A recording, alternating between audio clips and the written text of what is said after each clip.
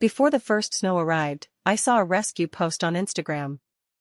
The headline immediately grabbed my attention: sisters from a university's physics department who are waiting to watch the first snow with their boyfriends. Your boyfriend cheated on you. Inside was an audio clip. The girl, probably wearing a scarf, sounded a little muffled. If the first snow dares to go keep your little bookworm company, you can forget ever seeing those new pajamas. The boy's voice was hoarse, half resigned, half earnest. I'll keep you company, okay? The recording kept playing, but I was already stunned. The university and major matched mine. The male voice was impossibly familiar. It seemed my boyfriend had been secretly seeing someone behind my back. When I heard that voice, my mind went completely blank. I wanted to deny it instinctively. No way. It couldn't be. How could Miles be cheating?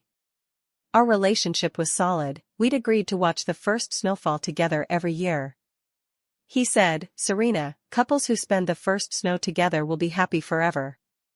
The couple-down jacket I bought you last time, you must wear it tomorrow. I want to photograph my baby looking the most beautiful in the snow. I don't even want to sleep tonight. I really wish tomorrow would come sooner."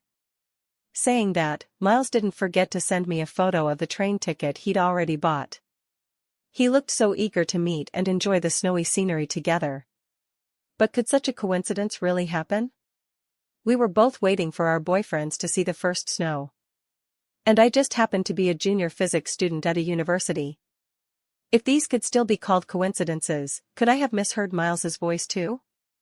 The next second, the message from Miles shattered every scrap of hope I had. "Serena, I'm really sorry, something urgent came up in the department. I really can't leave tomorrow. I'll make it up to you double in a couple of days, be good." 2 sentences. They snapped me out of the dazed fog I had been in from the start. No more self-deceptive excuses. The boy in the rescue post, that was Miles. I took 2 deep breaths and forced myself to calm down. I listened to the audio again. The girl's voice wasn't perfectly clear, but her tone and timbre felt inexplicably familiar.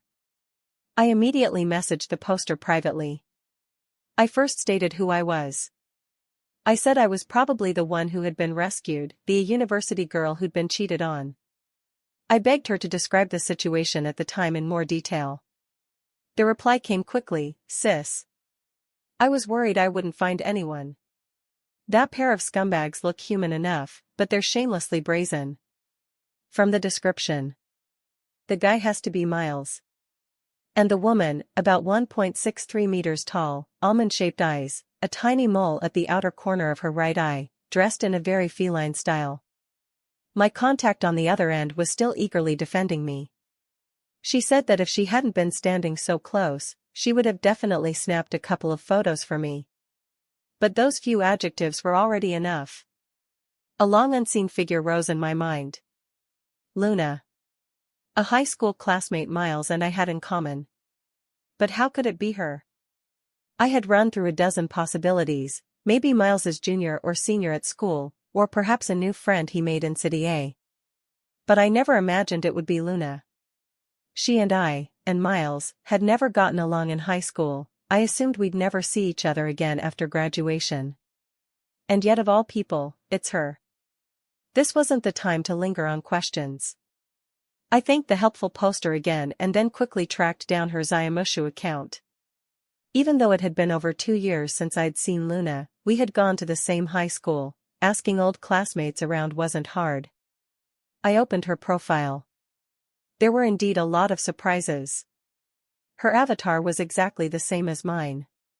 Miles and I had used couple avatars for a long time, but just over a month ago he suddenly sent me a couple profile picture to switch to.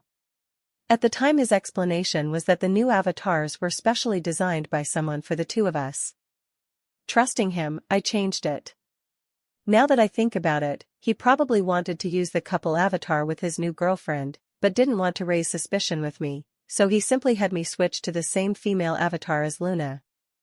Then I discovered her IP matched Miles's. It turned out Luna University was also in City A. Even after graduation, when Miles had casually mentioned Luna a few times, he always acted oblivious, as if too lazy to talk about her. There wasn't the slightest slip. Finally. 15 minutes ago Luna posted a new update, looking forward to the first snow, fried chicken and beer, and of course my boyfriend who'd drop everything to be with me. Someone from the same IP commented below, "Oh, the stench of young love, where's the first snow, party at whose place?" Luna replied with the name of an influencer-owned restaurant where the average bill is 4 digits. While basking in the envy and praise, she didn't forget to send a smug tongue-out emoji. When the truth hit me in the face, I finally understood that when a person is utterly speechless and chilled to the bone, they can really laugh out loud. Haishur is very close to City A, only about an hour by high-speed rail. After buying the tickets I also made a reservation at that restaurant. The next day, braving the winter wind, I saw Miles and his new girlfriend sharing the first snowfall. Luna coquettishly asked him to grab her bag. Miles affectionately wrapped an arm around her waist, smiled slyly, whispering something as they walked toward the restaurant entrance. Oh, right. The coats they were wearing looked horribly familiar, the exact down jacket Miles had bought me before. So it wasn't just the avatar, matching couple outfits came in pairs too. And me. To avoid being noticed, I deliberately wore the black long padded coat that practically every university student owns, plus a big mask and a thick scarf. I had become a dim NPC in their world of romance. I sat in the booth behind them. That childhood friend who swore he loved me to death, separated from me by the tall backrest, was holding another girl and whispering sweet nothings. The next second, my phone, set to silent by me, showed a new message. Miles, baby, what are you doing? Did you go out to see the snow? And yet he still found time to contact me. Luna, displeased with Miles's distraction, pouted and pretended to grab his phone. Today you must focus only on me. Tisk. Miles snapped irritably. But he didn't push Luna, who was almost clinging to him. He merely held his phone out to keep some distance, eyes on the screen waiting for my reply, while soothing the person in his arms. Be good, don't make a fuss. You've already watched the first snow with me, so behave. I lifted my coffee, the rich aroma sliding down my throat, but it couldn't quell the wave of nausea. A mocking smile tugged at my lips as I replied, no, the first snow is only meaningful when watched with the one you love, right? Miles immediately replied, it's all my fault, I really couldn't get out of department duties. Perhaps when someone feels guilty, they instinctively talk and act more. He took another photo of the snowy scene outside the French windows and sent it to me. This is the snowfall in City A, baby, don't worry, I'll study my heart out and get into your school for grad school. That way we can watch the first snow together every year. Luna curled her lip and lightly bit Miles's Adam's apple, making him grunt. Taking advantage of the moment, Luna snatched the phone from him and pressed the screen off. What's the point of dating someone like Serena? We're in college, and all she ever does is study. She even gets all sappy about watching the snow, ridiculous. Miles' voice cooled a bit. Shut up. What gives you the right to talk about her like that? Are you mad? Luna watched his expression, hooked her arm through his and gave it a little shake. You're so protective of her, I'm jealous. Miles' tone softened. He tapped her nose. You're the pot calling the kettle black, you dragged me out to watch the snow too. Humph, of course not. Luna pressed close to Miles's ear, her breath sweet as orchids. The reason I wanted to pull you to look isn't the first snow, but... The next few words were spoken too softly to make out clearly, vaguely, words like underwear drifted through. Miles's breathing faltered, and he let out a low laugh. Then what are we still doing sitting here watching the snow for? He said, reaching to pull Luna up. Luna laughed coquettishly and clung to the booth, refusing to move. Then tell me, who would be more fun to be with, me and Serena, or you and who? Why you. It's you, isn't it? With Miles' resigned pleas, Luna half pushed, half yielded as she stood. I paused the recording on my phone and, using the crowded street to my advantage, trailed them at a distance that was neither too near nor too far. After about 2 blocks, I raised my phone and took a photo of them embracing as they entered the hotel. A city street's unfamiliar to me. Bone deep cold. Knowing is one thing, but seeing it with your own eyes is another. The pain I had been forcing down since the moment I first saw them could no longer be contained. Sharp pangs burst through my chest in fierce, convulsive waves. Miles's silhouette felt utterly unfamiliar to me. I could have called after them, rushed over and scolded him until my throat hurt, even slapped him a couple of times, and just ended it all then and there. Had he forgotten that back then Luna mocked and ridiculed him without restraint, saying he was climbing by being with me? It was me who stood up for him, willing to be punished, who threw caution to the wind and went out to fight Luna. And yet today I heard with my own ears how they thought nothing of turning me into fodder for gossip and commentary, treating me as part of their play. My defense of him had become a dagger plunged into my own back. My sincerity had turned into an utter joke. After one long look at the two of them holding hands as they stepped into the elevator, I stamped my numb, freezing feet and walked away without looking back. Betraying and toying with someone else's true feelings, Miles didn't deserve a neat, dignified ending. If I had one wish when the first snow fell this year, it was that Miles must taste an equal, no, a multiplied measure of pain for things to be fair. On the way back to Highshire, the scenery outside the window raced by. I stared at some distant point, lost in thought. In the second year of middle school, Miles became my neighbor. As soon as he moved in, he immediately became the popular kid in our grade. There were 3 reasons he rose to fame: he was very handsome, his mother had a terrible temper and often scolded him, and his family was in poor circumstances. I remember a girl whispering about him back then: beautiful, strong, tragic. It was just the two of them, mother and son. Miles had never met his father. More than once Miles's mother could be heard at home, her voice sharp as a knife, blaming him. "It's all your fault, you're such a disappointment. If you had behaved better, how could your father have had the heart to leave us?" Gradually, the gossip grew. People said Miles's mother was a kept woman of a wealthy man, and when the first wife found out, the mother and son were cast out onto the street. Branded as the son of the other woman, Miles had a hard time at school, and at home his mother heaped oppressive scolding on him, saying it was because he was hopeless and couldn't win his father's favor. Miles's chosen form of resistance was to give up entirely. Once, he was at it again in the alley behind the school, brawling with those boys who mocked his origins. When I found him, he was lying alone on the ground, blood welling from his forehead, his body covered in bruises. I bought disinfectant and bandages for him. He lifted his eyelids to look at me, those handsome phoenix-shaped eyes held no warmth. "Didn't you know I'm a bastard? Why are you helping me?" I dabbed iodine on the wound on his forehead. "You can't choose your parents or the circumstances of your birth." His eyelashes trembled suddenly. After he healed, he told me that his mother hadn't been the other woman. His father later hooked up with a wealthy girl who could boost his career and had, without hesitation, cast his wife and child aside. "Do you believe what I just said?" I nodded. His eyes brightened for a moment, then dimmed again, and he gave a self-mocking laugh. "Do you think I'm pathetic? If I had a choice, I'd rather never have been born." I was silent for a few seconds, then thought and said, "You do have a choice. Your father is your father, and you are you.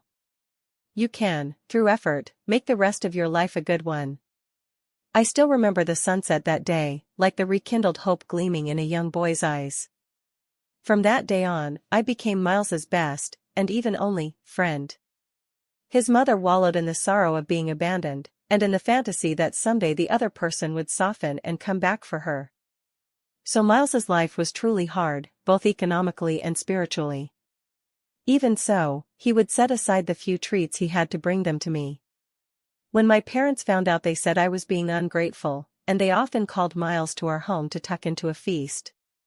No matter wind or rain, Miles would have an umbrella and a thick coat ready for me, more attentive than my own parents.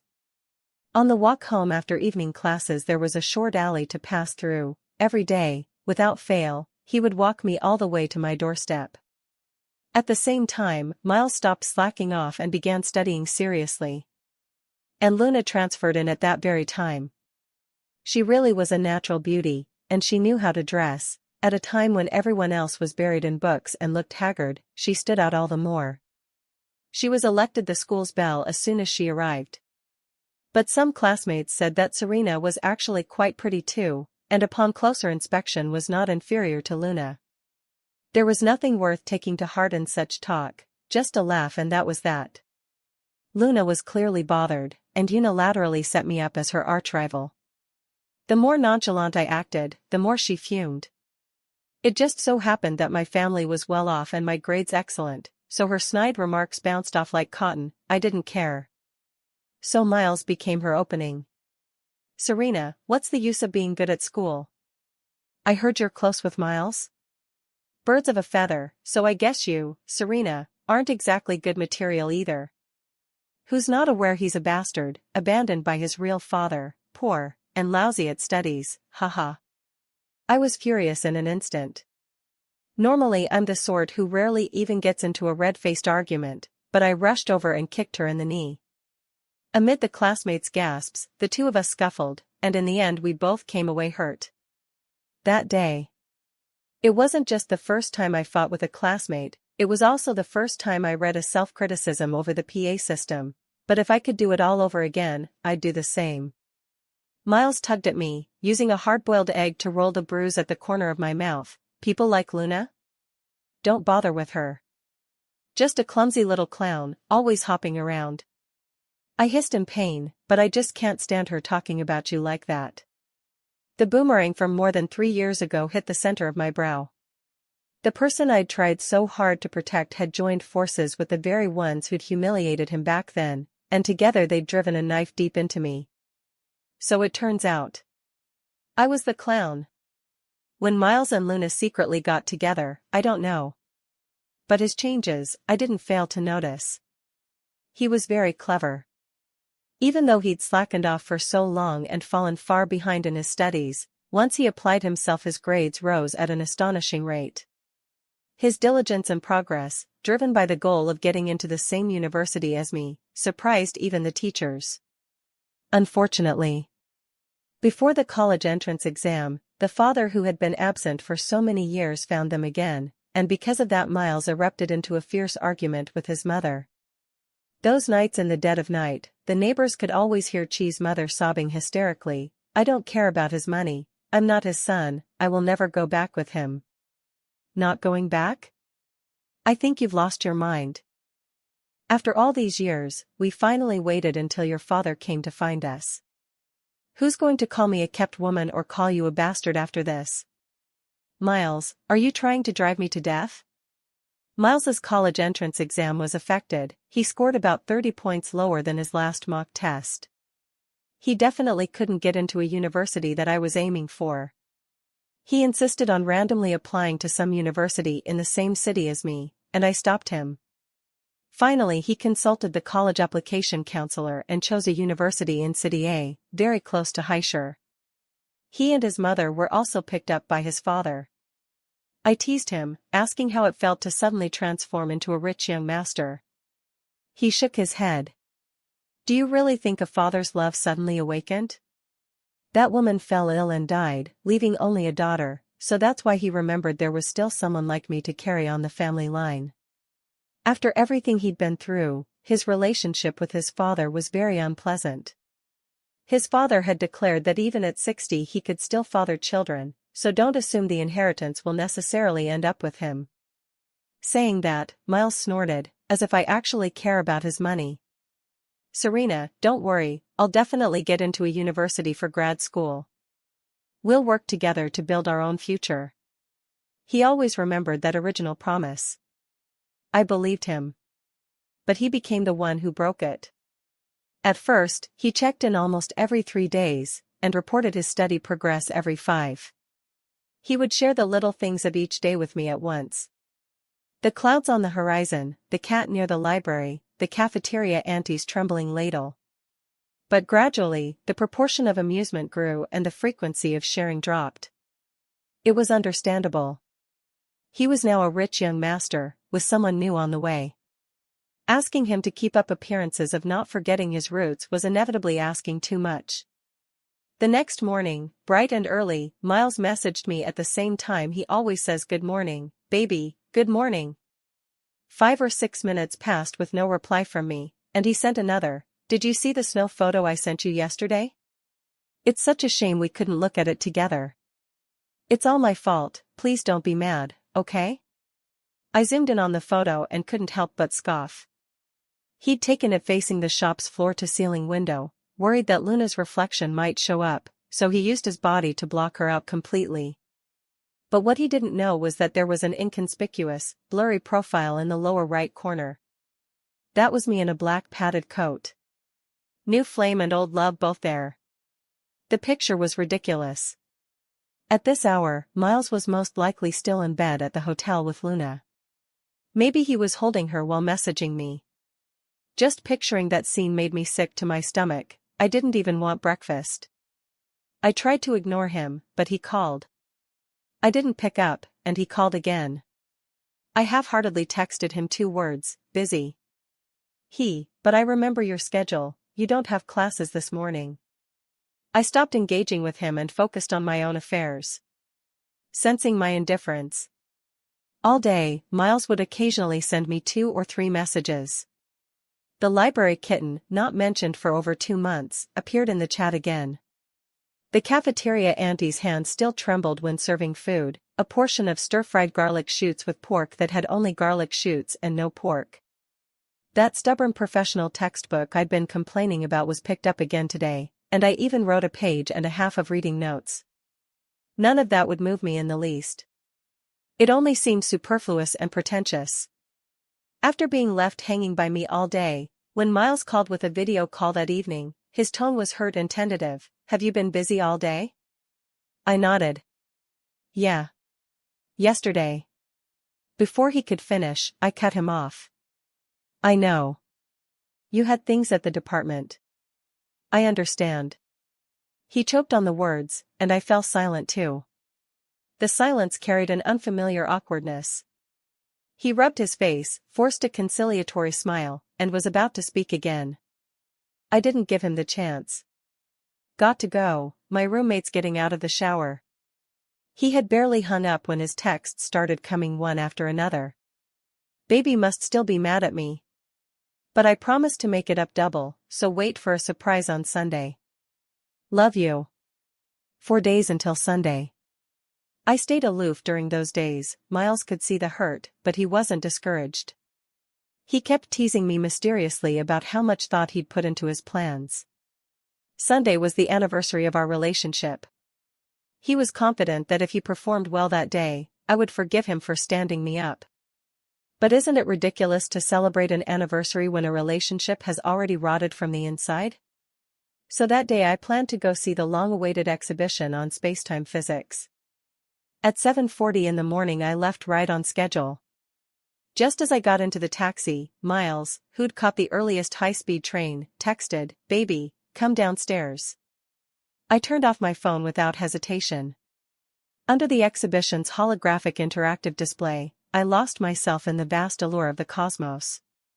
I didn't power it back on until 4 in the afternoon.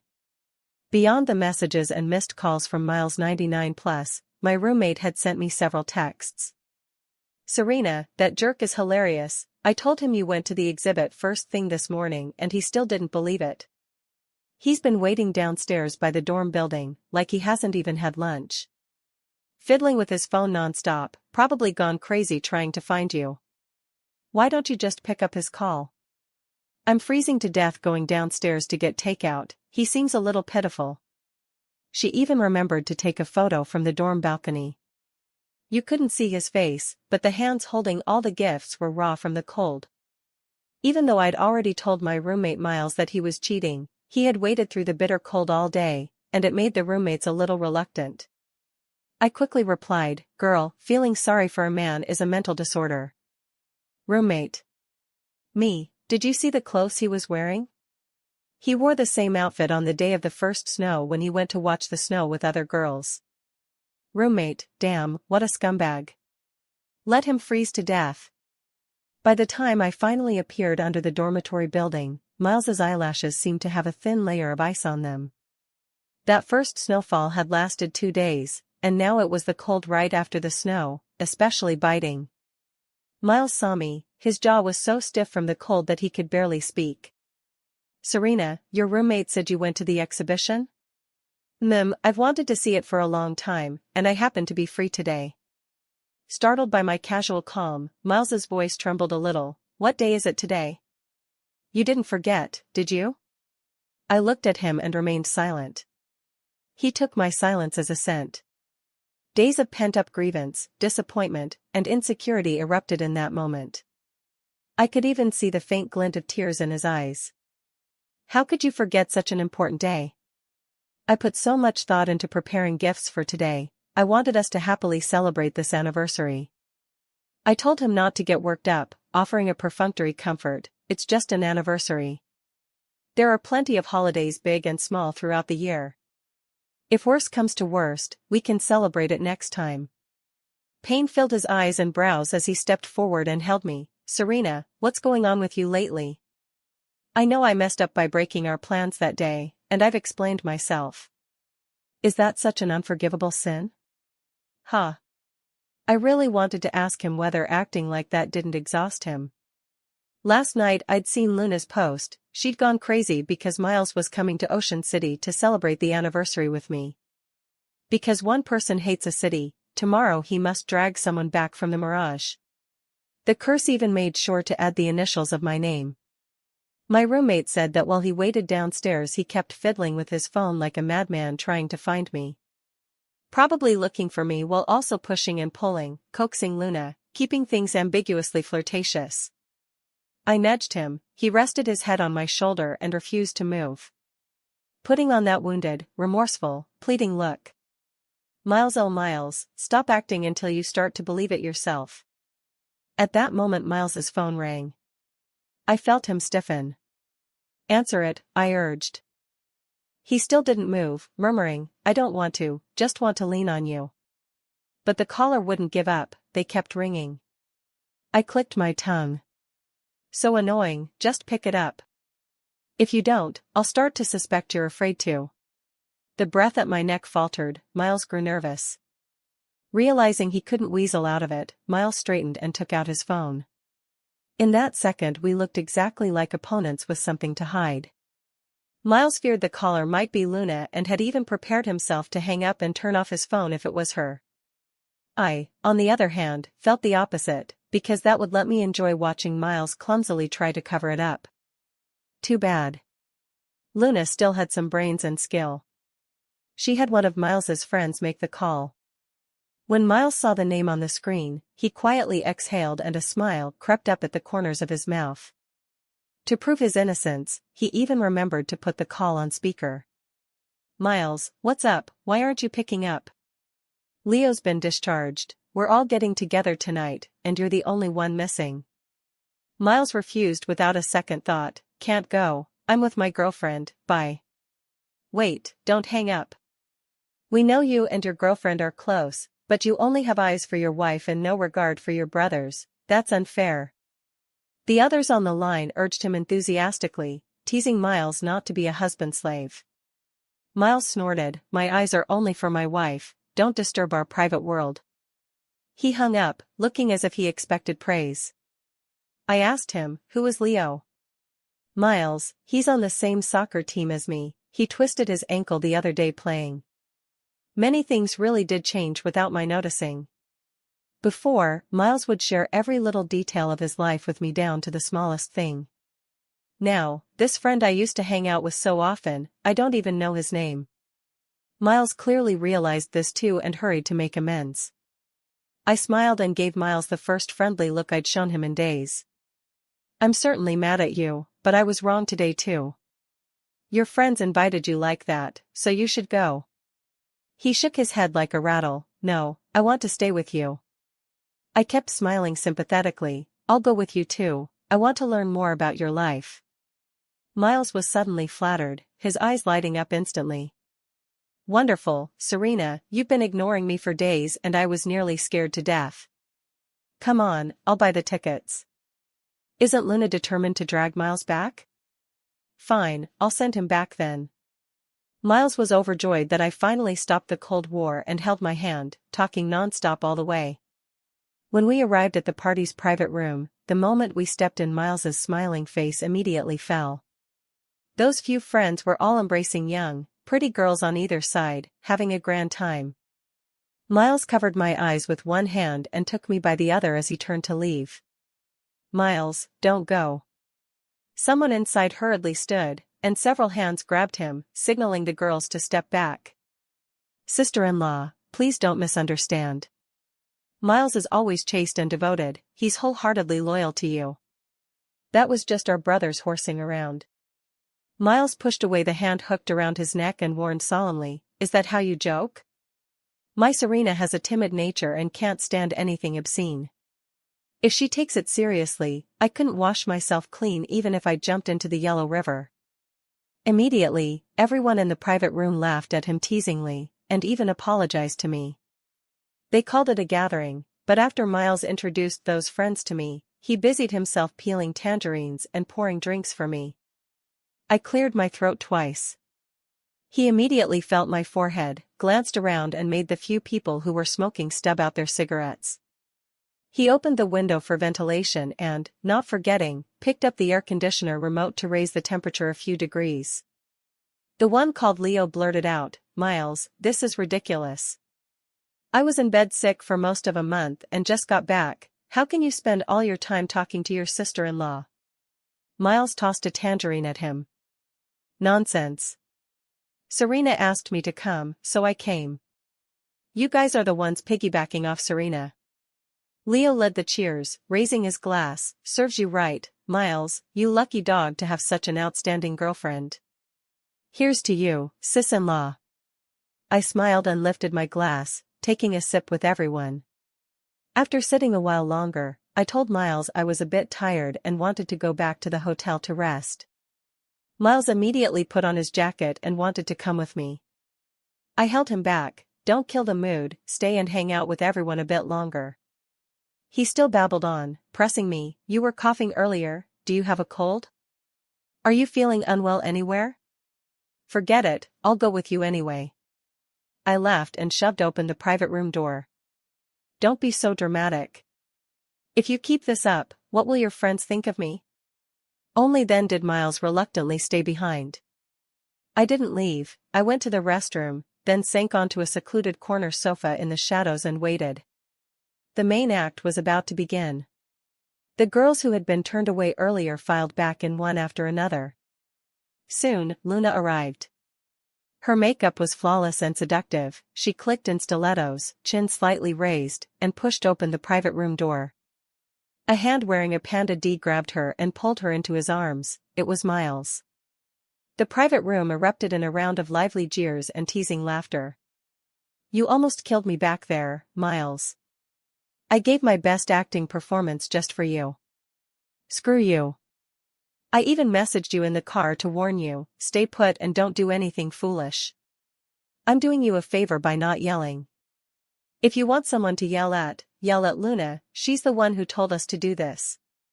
Do you dare?" Luna snorted. "He dares.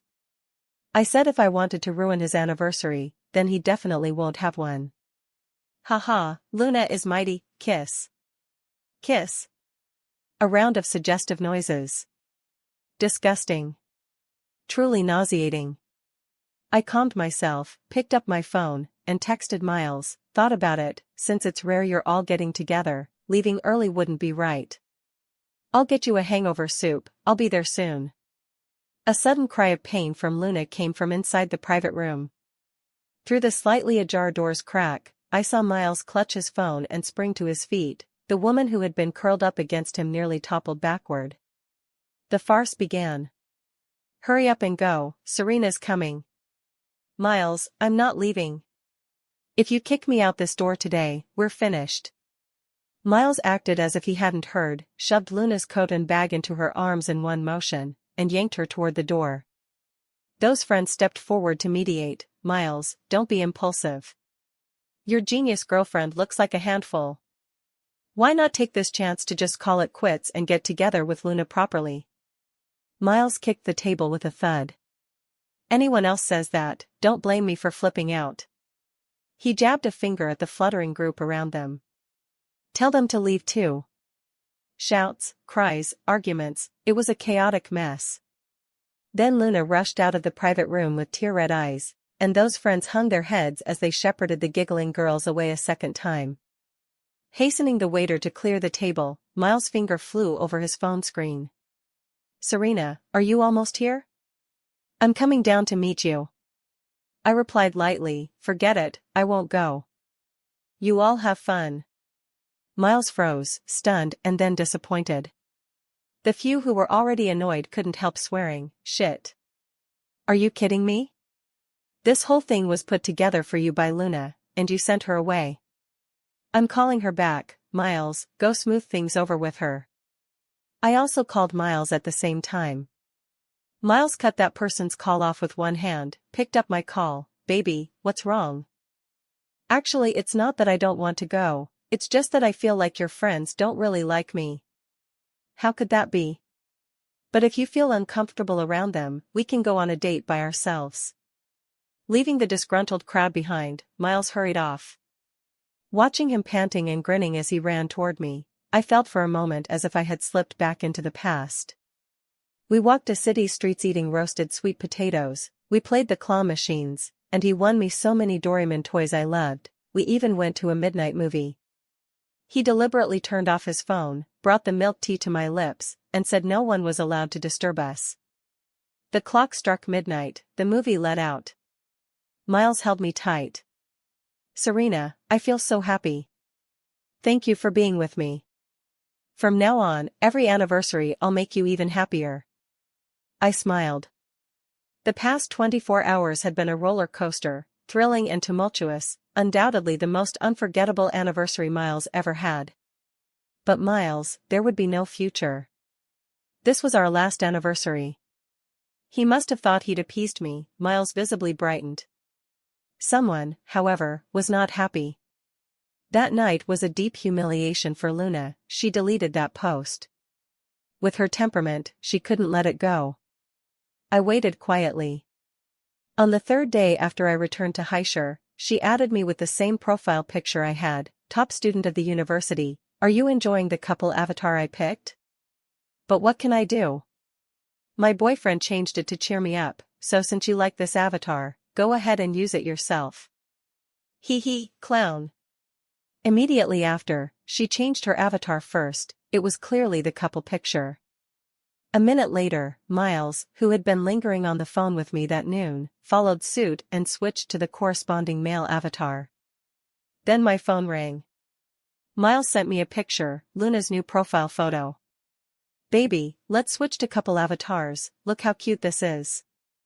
Miles used the same move again. It was really nauseating. That's what I thought, and that's what I replied. Me, sickening. Miles, Serena, what's wrong with you? I said, it's so childish it makes me sick. Miles's dialogue box stayed on typing, and my sudden disgust left him bewildered. It's not that it's unattractive, it's my oversight. Serena, you pick, whatever you choose, I'll like. Me, no time. I think this new avatar suits you well, let it be. After saying that, I changed my avatar to an image of a double-slit interference experiment. Perhaps Miles's so-called tenderness also obeyed wave-particle duality. Once closely observed, it collapsed into a messy, unbearable lump. Seeing that I'd even switched away from our matching avatars without hesitation, Miles panicked.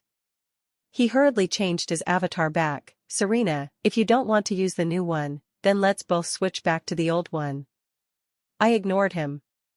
After I stayed cold for several tries, Miles kept nagging coquettishly over the phone, baby, can you change it, please? I snapped my textbook shut. Are you kidding me? Aren't you tired of this? Besides obsessing over that stupid avatar, don't you have anything else to do? Miles took a breath, wounded by the chill in my words. His Adam's apple bobbed, when he spoke again his voice was sulky. I just think since we're a couple, using couple avatars makes us seem close. Every time I see your current physics lab avatar, I feel empty inside. At his words, I looked into his eyes through the screen.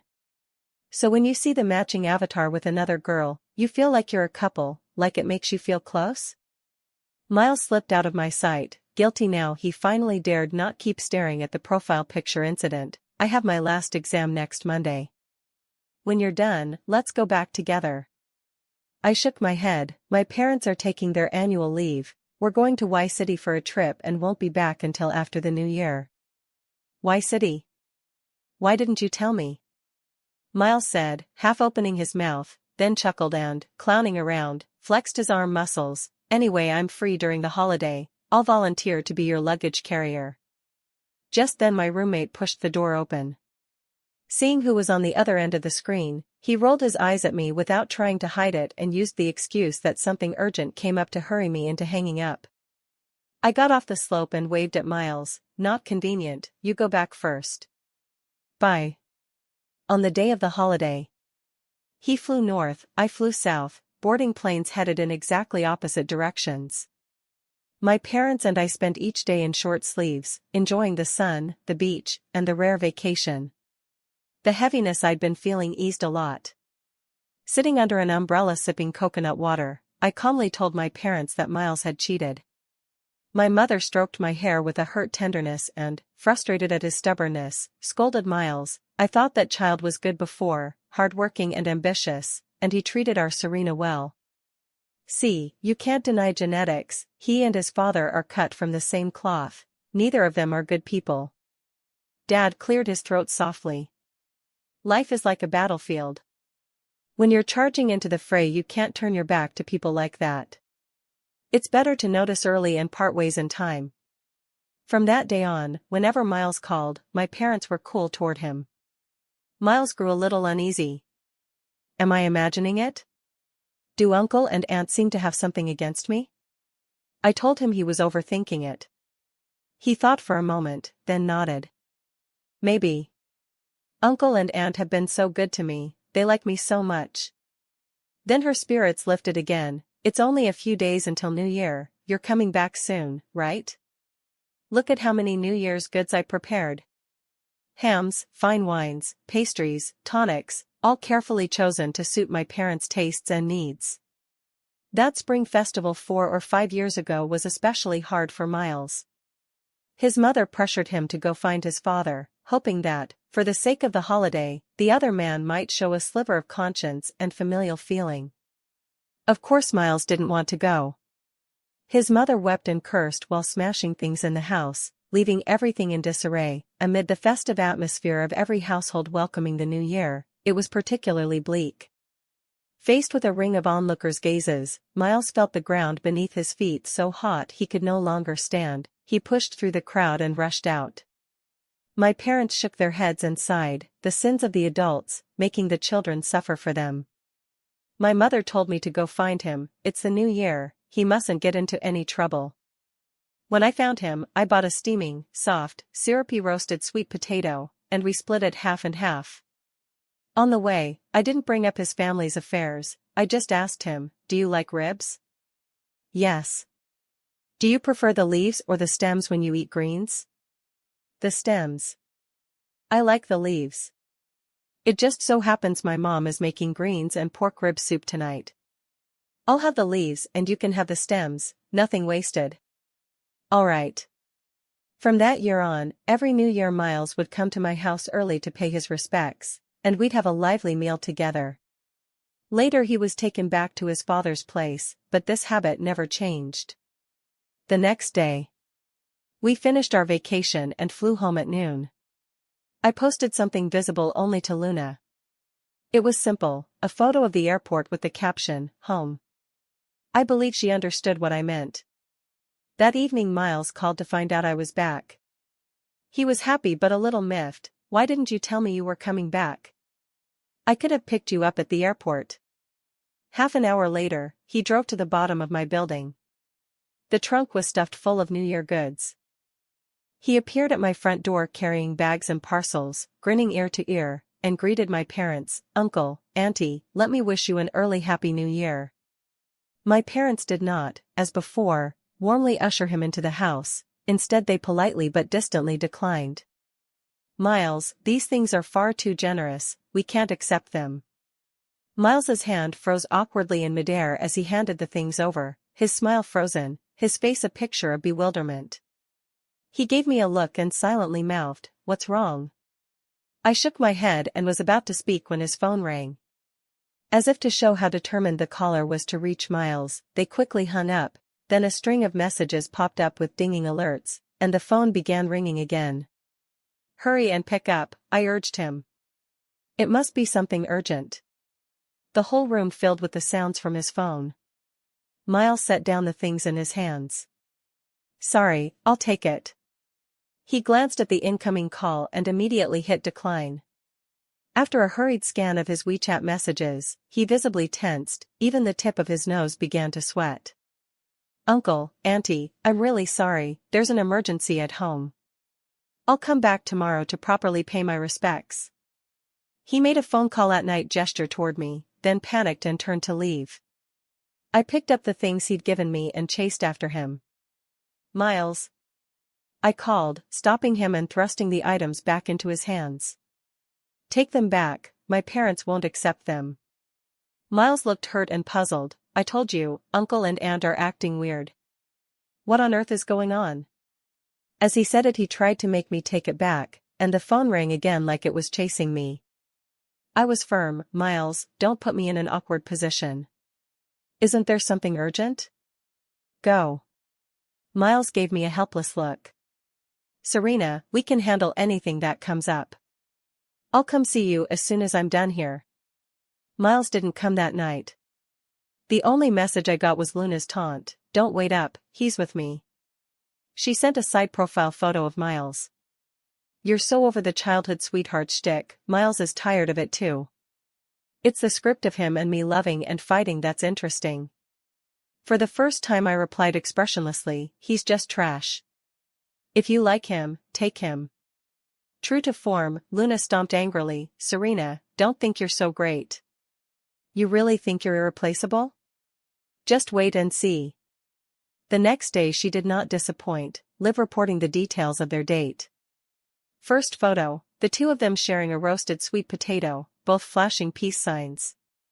"What era is this, still eating that? Hilarious, rating, awful." The second photo. Miles grabbed a bunch of stuffed toys for her and arranged them into a heart. "Not Jellycat, -1. The third photo. Showing bubble tea and movie tickets. "We've watched so many films together already, so this outing still gets a -1. She recreated that anniversary Miles and I had last time, then smugly gave 3 -1s. Adults have to take responsibility for their actions. So I accept these 3 -1s for my poor judgment of character." I smiled. Seeing off the old year and welcoming the new, this matter would be completely closed and turned the page today. I waited at the theater exit. Miles and Luna were mixed in with the crowd leaving. Luna playfully wrapped Miles's scarf around both their necks so they could share it. Miles tilted his head to the side, his expression neutral, and raised his arm to take the scarf off.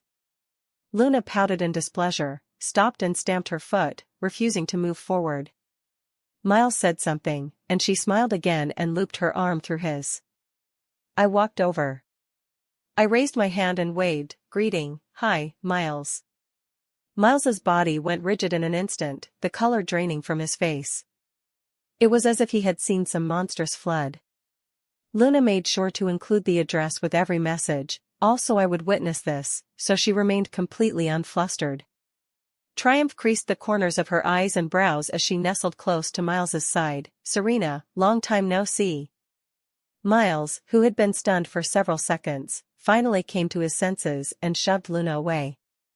"Serena, I waved my hand and gestured toward the nearby cafe. "Don't stand here blocking the way, it's unbecoming." The light, offhand sentence seemed to crush Miles. His spine curved, teeth grinding as he shoved Luna away again with a fierce push. "Get out." Luna hardened too, she couldn't bear being driven off a second time. The corners of her mouth turned down, tears welling in her wronged eyes. Her expression did nothing to soften Miles, if anything, he glared at her through clenched teeth. Before Miles could speak, I set my face and raised my voice, enunciating each word, talk in the cafe. The three of us together. Don't make me say it a third time. On my insistence, the three of us in that strange, awkward trio went into the cafe. Luna held her head high and, putting on bravado, beat us to a seat. I sat down opposite her. Miles was just about to take the seat beside me when I put my bag on it and tilted my chin up. You sit opposite too. Miles's chest heaved, he was breathing hard. He clenched his fist and slammed it on the table with a thud, his eyes reddening. Serena, what exactly are you trying to do? I ignored him and calmly called the waiter over, ordering 3 coffees. After the waiter left, Miles had already calmed down and looked at me with an almost pleading gaze. Serena, it's not what you saw. I made a shushing gesture at him, looked at Luna, and smiled. We haven't been apart that long, I've actually seen you twice not long ago. The day of the first snow, your matching couple outfits looked great. And that time at the bar party, you dressed so beautifully, yet you made her run all the way for nothing. Sorry about that. Now even Luna was stunned. Miles stared at me in disbelief, his whole body trembling like a sieve, his expression best described as shattered. All his excuses, all his wishful thinking, were smashed to pieces in that moment. He wanted to shout out his defenses. He had hurried away yesterday, and acted the way he did with Luna today, because Luna had threatened him, if he didn't comply she'd cause a scene at Serena's house. He didn't want to, it wasn't intentional. But 1,000 words could only become one sentence. You actually saw everything. I deserve to die, I really deserve to die. He propped his elbows on the table, painfully clutching at his hair, his voice gradually choking. When he looked up again, his eyes were bloodshot and tears were falling. He had lived through such hardship before and never once shed a tear. This was the first time I'd seen Miles cry. Luna glared at me. Since you already know, Miles and I. Miles growled for her to shut up, urgently explaining to me, Serena, whether you believe it or not, I don't like her at all, I was just messing around. My plans for the future only include you. I really never thought about breaking up with you. Please give me one more chance, I promise I'll cut things off with her completely. Luna went pale. Miles, you bastard. In the past, seeing Miles cry would have made me ache in a way I couldn't imagine. But now. He was shedding tears, eyes full of pleading, begging me to forgive his betrayal. So I remained unmoved, even feeling a vengeful thrill. Miles, aren't you just pathetic? Miles froze, staring at me in blank bewilderment, as if he couldn't comprehend that I would say something so cutting to him. When Luna humiliated you back then, made you unable to lift your head in front of the whole class so many times, and you still got all sweet and cozy with her, it's just despicable. I really regret the fight I fought for you. Miles heard that and completely lost it. I stood up. Miles, we're done. Don't ever show up in front of me again. And you, Luna, the trash guy can have you, don't thank me. After tearing things apart for good, I blocked all their contact information. Miles sent me a message from an unknown number. Serena, no matter what, Uncle and Aunt have been so good to me. Please let me go pay my New Year respects to them. I sneered. I've already told them about you and Luna. I don't think they want to see you. They probably regret every meal they ever made for you, just like I do. Winter break was brief. The second semester of junior year began. Studies grew ever more demanding. Yet Miles and Luna still found ways to cause trouble. The former came to the marina almost 3 or 4 times a week, relentless. The latter even followed him several times. The two of them ended up arguing right under my dorm building. Dorm mate, are these two out of their minds? Miles knew that if he kept this up he'd only make me hate him more, so he finally quieted down and didn't dare come back. Luna, however, was still hopping around, switching to different accounts and going insane. Serena, you bitch. You think you're so special, but your boyfriend's still cheating, right? Haha. Just so you know, I know where your cafeteria is, where your dorm is, and every route you take to the library. You better watch yourself, maybe one day you won't see tomorrow's sun. I didn't say a word. I took screenshots and reported her to the police for threats and insults. Her mother begged me in person to let her daughter go. I didn't agree. Auntie, instead of pleading with me, you'd do better to persuade your daughter to obey the law and to respect herself. I heard she was taken away by the police right in the lecture hall during a big class, in front of the whole department. From then on she became famous overnight, the school's celebrity and everyone's gossip. After Luna came out of the police station she went to find Miles. Her nose was red, looking so pitiful. Miles, are you really just going to let Serena bully me like this? Miles found it amusing.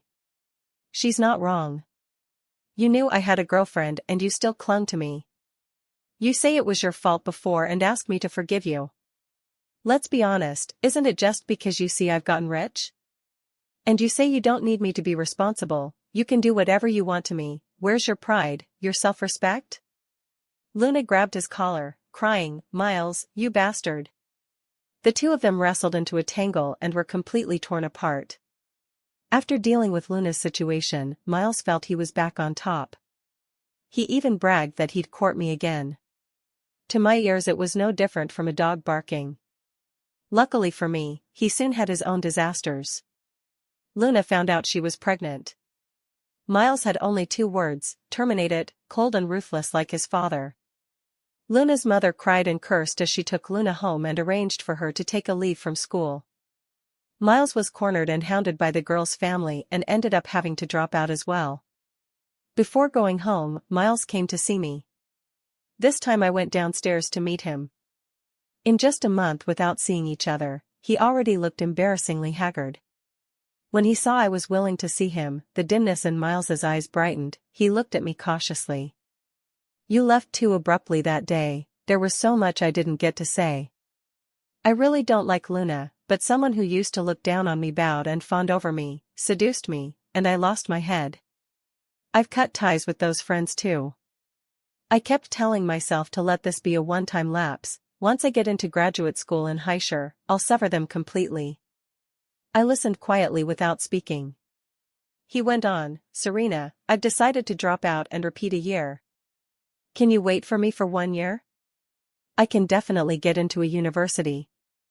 I shook my head. If you're planning to aim for a university for my sake, that's unnecessary. My Heidelberg master's application has already been accepted. Even if he did get into a university, by then I would already be going abroad for further study. Knowing there was no chance of reconciliation, Miles raised a hand to press his eyelids, took a deep breath, his voice trembling. We promised we'd be together forever. I can't accept this. I shook my head. School easily creates the illusion that we're all in the same line. Miles, actually you and I were never on the same path to begin with, we just happened to be waiting at the same red light. Now the light has turned green, and it's time for everyone to go their separate ways. Miles. Goodbye.